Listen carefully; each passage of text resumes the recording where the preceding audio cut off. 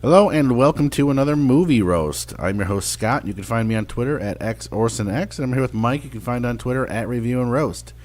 We have a Facebook. It is facebook.com/Review and Roast, and we have an Instagram, instagram.com/Review and Roast, or instagram.com/Star Wars Tabletop.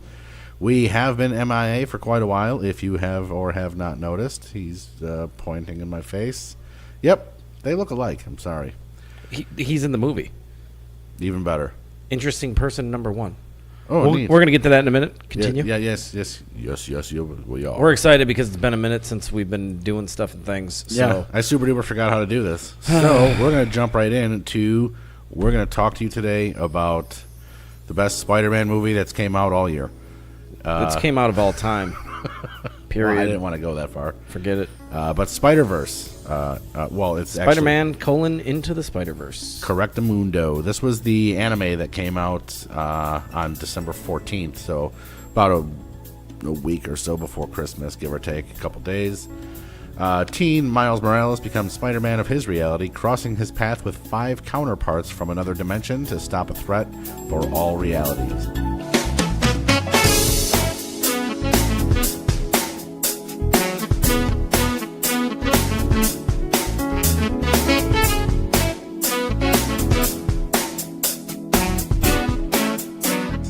Thing is, no matter who your favorite Spider-Man is, he's probably in this movie. It's quite possible. Yeah, there's a lot of they finally did something that's, well, see, here's the problem, is going online as you do, and you can't get away from it because that's the day. This is where Mike tells you that everybody's stupid. Well, there was already tons of complaints like, oh, they're rebooting Spider-Man again. It's not even a little. Yes, there's Peter Parker, but it's not what it's about. Anyone that's a fan of the Spider-Verse in general, which is a thing in the Marvel comics, there's the Spider-Verse, let's just call it. Correct. Things are happening and going on at all points in time. So let's just enjoy it for a moment. All right, continue. I'm done. People complaining. Really? That was your rant? Yeah, well, just because there was a lot of people going off. Yeah, I know, but it's to the point. People are like, oh, it's a reboot again. How many? I get it. I'm sick and tired of them too. But at least in this one, it's grown-up Peter Parker. Yes. Finally, yeah. I got a 30-year-old Peter that I've been. What? I feel like you got a 41-year-old Peter. Yeah, that's probably pretty true. Anywho, well, probably about 61, really. If we're going by mileage. Anyways, so the point is, what? Finally we have an adult Peter Parker who's been doing his thing for quite some time. You have Miles Morales, who's played by Shamik Moore. Peter Parker is played, well, the original Peter Parker, so there's a Peter Parker in his universe. He's a cool guy, good dude, blah, blah, blah. He's played by Chris Pine. And Kingpin is doing stuff and things, opening up a dimensional portal because he's looking to get his family back. That's the literal plot of almost the entire movie. The voice of Kingpin is done by Liev Schreiber, who's a super dope dude. Yeah. And scrolling through the cast, you're gonna. If you watch the movie first, you're going to be like, oh, man, I knew that voice, I knew that voice, I knew that. You'll know almost all the voices. So funny thing is, the one that stood out the most, and I actually knew the second I heard it, was John Mulaney. Yeah, well, he just sounds like him, and he sounds exactly like a 1-foot-tall squealing pig. So that's He pretty much does. It's about perfect. So he plays the role of Spider-Ham. So, which actually, I did not know. That's a real thing. And no, has it's a real been thing in comics for quite some time. Yeah, I thought they were just going off the Simpsons Spider Pig thing. Oh yeah, no, I know, right? Spider Pig.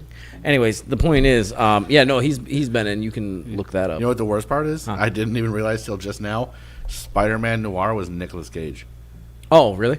Yeah. I noticed. I noticed it later looking it up because I'm like, man, I know that voice too. God bless. I didn't even think about looking up any of the voices because the movie was done so well. Like, the only voice that stood out was John Mulaney. Yeah, he's the only one who you can tell who it was. Jake Johnson from New Girl and a couple other things that people would know. You'll recognize his face for sure. Yeah. He plays the interdimensional Peter Parker that comes from another universe to slightly mentor Miles, but he's kind of a burnout in his universe. Like, He's let himself go. He's got a little bit of a pot belly. Mary Jane left him because he's kind of a piece of shit. You know what I mean? He's kind of like, yeah, whatevs. Like, I'm just doing my thing. I'm eating some pizza. Yeah. That was actually the best part beer. when he's trying to teach me. He's like, how do you do this? I'm like, dude, you just do it. Yeah. It's like, what? So, yeah, the movie's actually really is surprisingly well done. Yeah, in 2018, which is coming to an end right now, it might be it's definitely, if I was top 5 ranking all the movies, it would be in the top 5. If I was ranking all the movies that are family friendly, it would be number 1, just beating out The Incredibles 2. Which I have not seen. And of that's all I got. I mean, I wouldn't even have any other movies in there that would even be worth watching. We got lucky this year and had 2 literally fantastic animated movies. And there's only one problem with Spider-Man Into the Spider-Verse is while the animation to me was legit amazing. Yeah. Some people, it's not classic. So it's got a artsy, like, actual comic book feel. So like when they're doing close-ups, they really there's not fine detail, it's fine comic detail, if that makes sense. So it's really comic booky, which I actually thought was amazing. Oh, I loved it. Like everything about it was done super. I mean, there was like 5 legit parts in that movie where I was like, this might be the best movie I've ever seen in my entire life, actually. Like, just a lot of good things. I mean, that's a strong statement to say, so I'm going to not say that, but it's got so many things that are straight up, you're like, man, this movie is just got it. Like, it's got everything you need. Yeah. Well, and I said, they put a lot of thought into it. That wasn't just like story-wise. I mean, right. Story-wise, animation-wise, even when at the end when they're like interpreting reality breaking down. Like, oh yeah, no, there's so many awesome good parts of this movie, and and the story itself is great, and they leave it. I'm not trying to skip to the end, but they leave it in a place where, okay, now there is a multi-Spider-Verse, let's say. Yeah, I would love to see some more of these movies with these characters now in their own realities. Right, and you get a couple of the your main Spider-Verse characters. You get Spider-Ham, obviously, who we've touched on. Spider-Man Noir, who we've touched on. You get Penny Parker, who is the one that's got a like telekinetic relationship with a spider that also runs a spider bot, something similar to Diva from Overwatch, which is super dope, actually, and owns a couple of the better scenes in the movie. Pretty good scenes. Yeah. You got Spider-Man Peter Parker from, Fat Guy Universe, apparently, or something, but he's so good. And then you have Spider-Gwen, who is a huge, like, popular character among, obviously, female comic book readers. And for good reason. I mean, it's actually a really strong character, blah, blah, blah. And she's played by Haley Steinfeld in this movie, which a lot of people know. She's a singer, actress, gaining crazy popularity, and it's cool to see her like hop into something and be a part of something that could be like gigantic. I mean, literally, this could be a giant franchise, in my opinion. It's so good. I would see every single one. I mean, until they really got out of control silly or something, but I mean, it's one of those fingers crossed. I mean, they'd be stupid not to. I mean, 8.7 on IMDb, 87 Metascore on Metacritic. You know what I mean? Like, this thing is crushing everywhere. I'm not sure how it did money-wise, but the problem is that's where they're going to make their decision. Oh, it did. You know I think it did well. I mean, I'm not going to bother even looking it up. I know that it was number 1 for 3 weeks till Aquaman came out. I know that. Oh, really? Yeah, no, for sure, by far. Then I'm excited because I hope they do more. Yeah, no, I can't imagine that it wouldn't. And as a matter of fact, I think Bumblebee came out as well, which is, nobody cares about all you keep hearing on the Rotten Tomatoes. Somebody paid them to give them a 93% or something for Bumblebee. And it probably is a good movie, really. But if I had my pick right now, if you said, hey, do you want to go see Spider-Verse? Aquaman or Bumblebee. I'm picking Aquaman or Spider-Verse, and I don't even know how I'm going to do that because I enjoyed both movies so much. I don't even know which one I picked. Well, actually, I saw Aquaman twice, so I'd probably actually pick Spider-Verse because I've only seen that one once. So that's my... You just gave me a headache. Yeah, that's my thing. I'm done with that. Yep. I'm done with this guy. All right, so now talking about Aquaman. No, I'm kidding. We probably could, actually. So, like, legit, though, star-studded cast in this movie, which is, and I can't even get into, Luna Lauren, who you'll recognize her face, Zoe Kravitz, Lily Tomlin plays Aunt May, which owns a couple other fantastic scenes in this movie. Doc Ock was awesome. Oh, yeah, who played Catherine her? Hahn. Yeah, oh, yeah, God bless it. That's the voice I recognized. I did recognize Mulaney, but I recognized her voice because she's in a couple of. I've seen Bad Moms a couple of times. She's in that, Yeah. and so I noticed her voice because she's always like shit talking in all of her movies, and in this one she does a little bit of shit talking. Yeah, once in a while, you kind of comes out. Natalie Morales is very familiar to me. She's in some stuff. She plays Miss Calaros, which I don't know who that was in that movie. Stan Lee does make a cameo, so that's the thing that happens. Kind of a big deal. So yeah, really, that's almost all I got. I mean, there's some other Lake Bell. I mean, there's a bunch of people that you would recognize. Oh, absolutely. 100%. So like, I'm scrolling through it on IMDb right now, and there's at least 8 or 9 faces I recognize. Yeah. So, I mean, literally, Post Malone has a credit. Ew. As a Brooklyn bystander, for crying out loud. So, Right, I mean, losing points for me. straight everybody's in this movie. I'm not in it. They didn't. Although I super could have played Fat Peter Parker. I don't know, man. Jake Johnson nailed Jake that. Johnson is awesome, though, but I'm a huge New Girl fan, so it is what it is. Yeah. So, They really have no reason to not do sequels, and they really literally introduced 6 different universe characters that they could use. right, You know what I mean? and a pig. plethora of villain potential. Oh, and I'm almost done with season 2 of Daredevil, or season 3 rather. And it was no secret that when season 1 was over and we podcasted that, everybody was like giving me shit because I really did not care for the Wilson Fisk. Mm-hmm. I don't know. I know everyone thinks that guy crushed it. I was not impressed. The Wilson Fisk in Spider-Verse, that's what I'm talking about. I mean, don't get me wrong.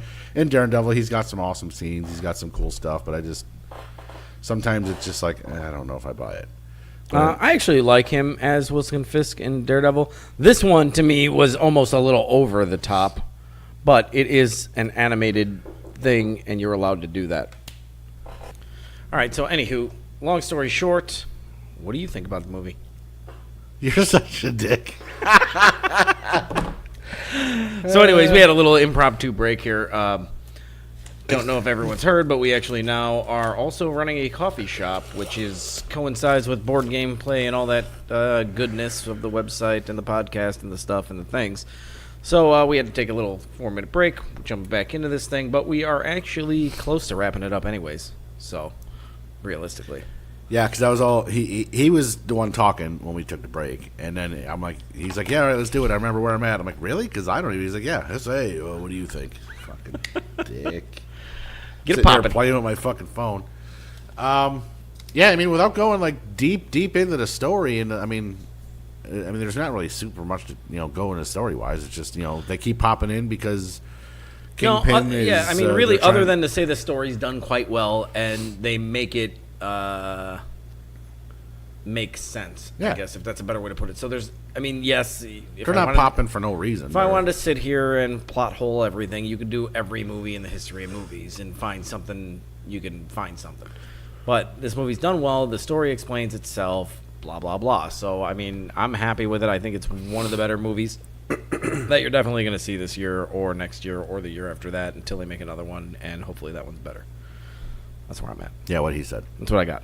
That's all I got. So it was actually funny. I was dicking around on the IMDb while you were dicking around out there, and somebody literally was like, yeah, I'm going to write another review in a second, but this review strictly focuses on Peter Parker and how awesome it is that he was a fat, likable guy.